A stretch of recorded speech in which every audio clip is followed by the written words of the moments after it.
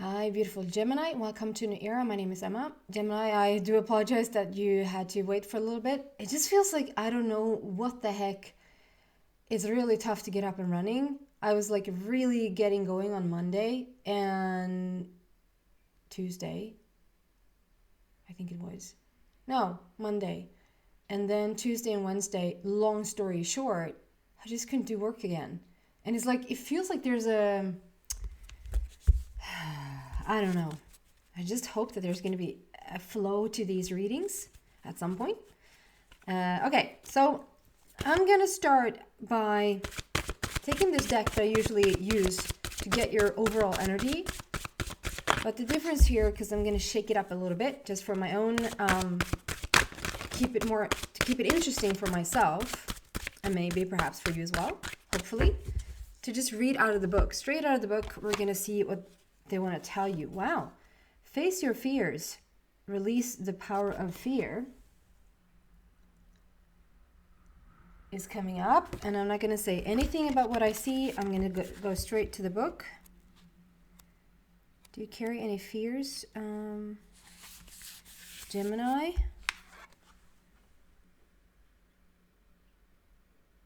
A lot of moon cycles there. I shouldn't say anything.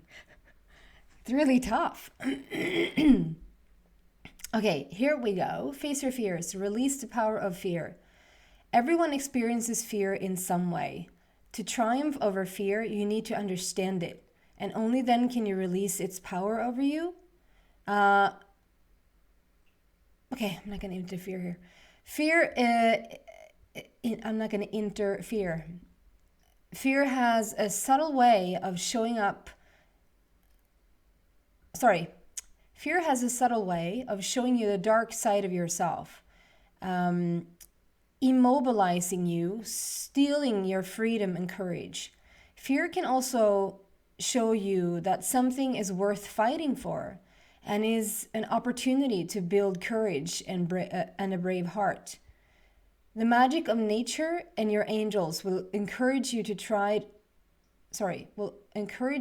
overcome fear of things like change, loneliness, and the unknown. You can be brave to face the challenges. And the mantra of this card is, I have courage to overcome my fears. So it's more, I just feel like the overall feeling like that we're starting with here, it's more what to do, like how to meet your fear than the thing that you're fearful of, if that makes sense. Like, it's not so much about this thing is going on in your life, we need to fix this thing. Is more about, okay, how do we meet fear in however subtle way it shows up, that it has some sort of power over you. Okay. It's tough for me to not interfere. That's an interesting phrase, interfere. Okay, so why is this card here for Gemini, please? And you're gonna have plenty of time to figure out if this is your reading, if you resonate with it, if you find it interesting. So you know if you want to go to the extension, and then I'm going to talk about the 2 ways that you can find your extended reading that I think you're gonna like. Okay, why is this fear card here for Gemini, please? I suddenly had an urge. Like a real urge for water, so I'll just drink some.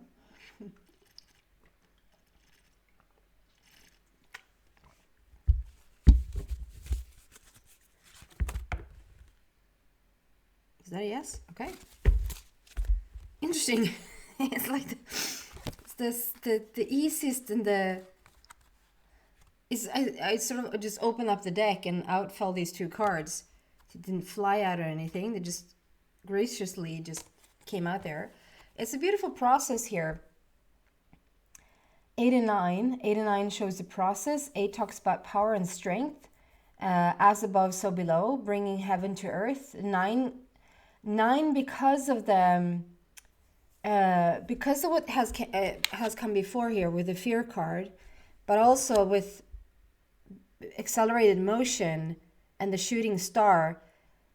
I'm going to talk about this in a moment. the number 9 there feels both like it represents an ending of the old, but also an unconditioned, like unconditional love. Unconditioned just means feeling what it's like to have something before it has showed up. Being happy for no reason. Unconditioned is being happy for no reason. Like a lot of people would say, of course you're like, why are you so happy with what happened? Like we need something to have happen to us, and that's why we're so happy. And most of the times that's the case. But if we can turn this around, and maybe that's what the fear is about, to sort of having a little bit of fear connected to the past, that something hasn't released altogether, or having a little bit of fear of what's going to happen in the future, to not be in the condition of it, but to be in the unconditioned of it, meaning feeling joyful or hopeful or happy or eager or excited or longing even. Longing is not the best vibration, but longing is still quite awesome compared to fear, for that next level, for the next step. And to be in that vibration. So this car showed up, so now you're real happy, but you can be happy without the car, right? That's the unconditioned. And then, so we get the accelerated motion with the solitude card. So I find that, if you look at this, like first we had the star sitting right there. Could be talking about an Aquarius, but overall it's just about hope and healing. So there could have been a time for you to, like, you just needed, whether you sort of were pushed into the situation to take some time out for yourself, or whether you really understood that you needed to take time out for yourself, you have put yourself in a situation where you almost are forced to tend more to yourself.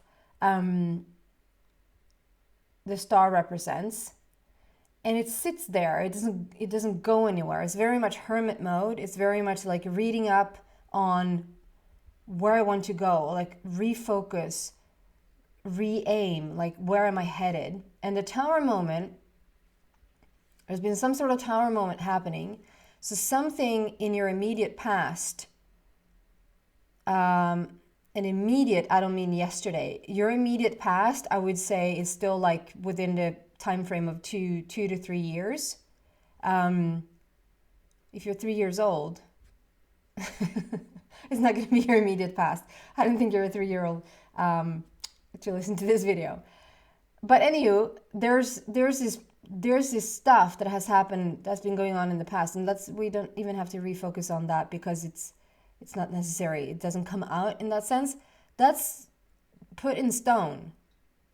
It's there. You're reminded of it every once in a while. It's there, but there's growth coming out of it. And there's no accelerated motion. This card is all about movement forward. It's very much like a chariot feeling, like the chariot card, where if you don't know the chariot card is a person who is, it actually looks like the person is has these long ropes or whatever to hold like the horses, or a carriage and horses. And they're like really on fire, like really in movement, really in motion. But I don't know if I've ever saw a chariot card where the person actually has those, I don't know what that's called in English, but those ropes, they're actually running without the person holding. So there's no control in that sense, but you still, like, you steer, you're just in this power, and you steer your journey, if you will. You steer where you're going. And there's something about, you don't need to control the situation. You're just in the knowing. You're just in there's something about this star is now, it's starting to move. And we have an accelerated motion. So there's a lot of momentum being created as we speak. Something is really picking up speed, and we're moving towards something that you really are quite intrigued by. And there's something laying dormant there with your fear. You need to examine the fear. Like, is there something, like, just as you're getting going, just as you're stepping into this thing that you want, do you find an excuse to not do the thing you want to do? Or do you find, which makes me think of the 2 days that has passed now where I haven't been able to do my job. I might do a little research here on my own, because it just came to mind that, I would consider, because I was trying to find an analogy, that maybe you don't even consider this to be you are at fault here for it not moving forward. I would completely say that the first day of stuff happening, it put me so out of ease that, like, I wouldn't have brought good energy to your like, I would never sit down here and do a reading for you if I haven't centered myself and if I don't get the messages going. I don't sit here just to sit here. I sit here when I can have a clear message. And so that's why sometimes if I'm a little bit like physically sick or physically ill, and then I'm sort of back on track, but energy wise, I'm not quite there yet. I sort of almost have to wait another 1 or 2 or even 3 days to get sort of back to normal or natural. But then the second day, there were a lot of people here, two people here fixing my dishwasher. It has been a forever story, but finally, like, I have a dishwasher, and it took all day, and it should take all day. Like, there's nothing wrong with that. It's just perfect. But it prevented me from doing my job. And I think it's something like that. You wouldn't consider this to be like, you would have all the right excuses for you not moving forward with whatever this is. I don't know if I can use my analogy, because it doesn't feel like I'm having any fear to sit down and do these readings, but there might be some slowing down in the tempo or in the momentum of other things picking up, because if these things are really flowing, I can get on to other things. But when the practical stuff gets bombarded, I didn't even get to this. And so when I finally have a little bit of time over, I can get back to work and I can do these readings. But then at the end of the day, I can't do that little extra thing that I might look into. Do you know where I'm going with this? So is there any type of fear? And even though I'm not Gemini anywhere, almost literally anywhere in my chart, I'm not Gemini. But I might take a little look at this. Like, it feels like it hits home a little bit for me personally as well. So is there something you can look at here, Gemini? Are you wanting to move forward? Like, have you been in hermit mode for a while? Stuff has happened in the past that has sort of made you slow down. And it might have taken a toll on you. Like, you might have got really hurt in the past that, now when you want to get going, now when you want to pursue this passion of yours, or pursue this relationship, or pursue this opportunity that shows up, or you just have an idea that shows up, and at first glance it looks so good, and then you start to go for it, and then there's what looks like normal interruptions that becomes excuses for you not to move forward. Could you do a little research there on your fear? Like, what is this? Does it look like it's like normal interruptions happening, but actually when you think about it, does it play a role in you not being able to move forward? And is that quite, on some level, probably like on a very practical level, that's really annoying and really frustrating? Like, I have to take my 5 minutes every time I come to realize, like, there's not going to be any readings today. I just have to sort of reset in my mind going, okay, so I can't fight that. Like, it's not going to happen. So I might as well be happy, unconditional, that it's not going to happen, because I can't do anything about it. And so so at first glance, it's practical annoyance. Practical annoyance. But energetically, is it a little bit satisfying, Gemini? If you're really, really honest with yourself here. And the thing is that you're not going to be honest with yourself until you either, one, are okay with getting on with the very thing that you want to get on with that is going to lead to really, really powerful stuff that might be frightening. Or number two, realize what's going on, but still say, I have the right to say no until I'm ready. So I'm gonna use another analogy that might be better. I was doing music a long time ago. I am old. I was doing music when I was really young, and I had this music producer. And this music producer, awesome in any, awesome person in any shape or form. Like he just got me. We're on the same page, like we get each other. Like I could just whisper something and he got what I wanted. And so you think that collaboration would lead to, like, if it's that perfect, it was like no flaws.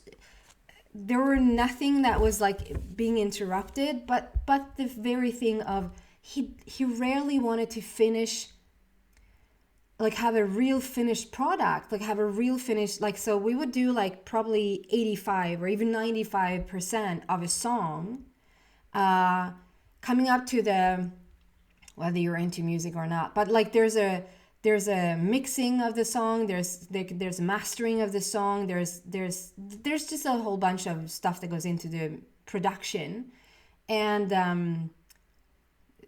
the sound, the trying, everything. And anyway, we always got to but those times that we were working on these songs, we got to the point where we were like 95% ready. And then he wanted to get on to another song. And I was like, why can't we finish that and sort of release it? Like, we're done now. We can release the songs to the world. He was like, nah, I think we need to sort of let it rest.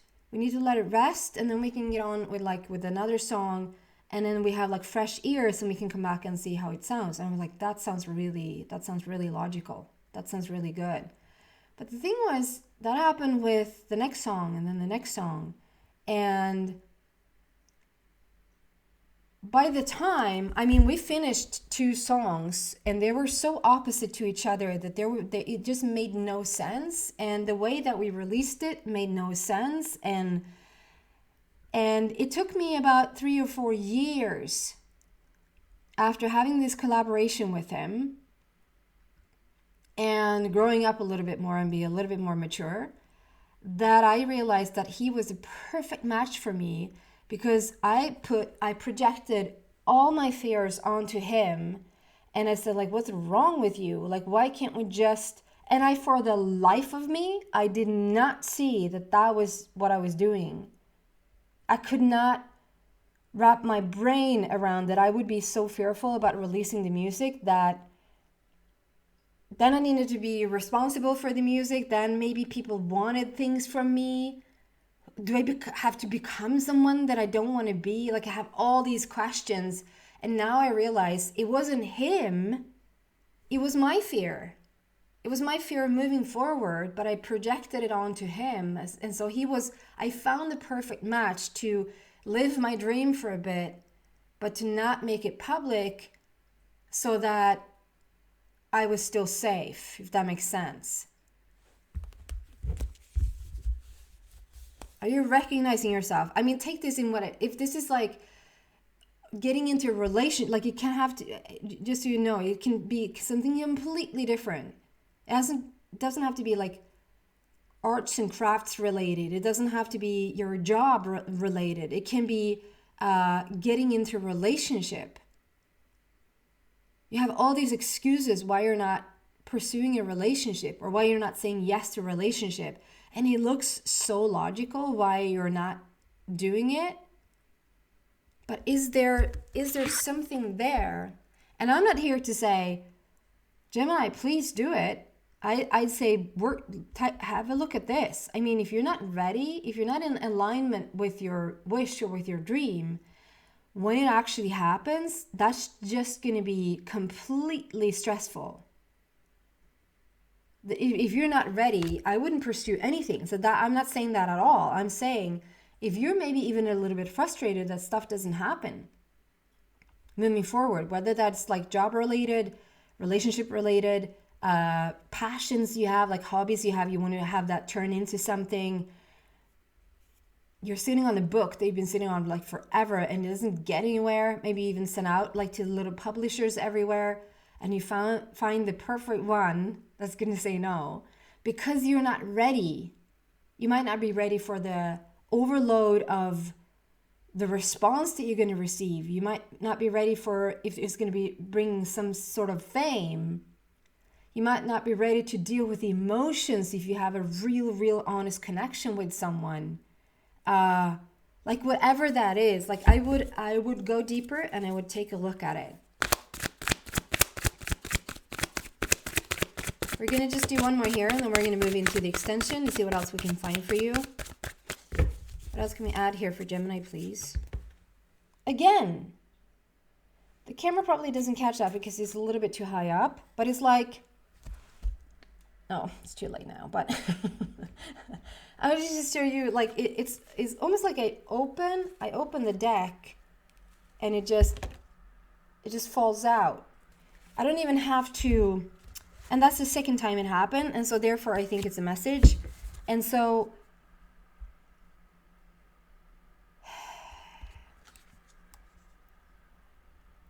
it makes me think that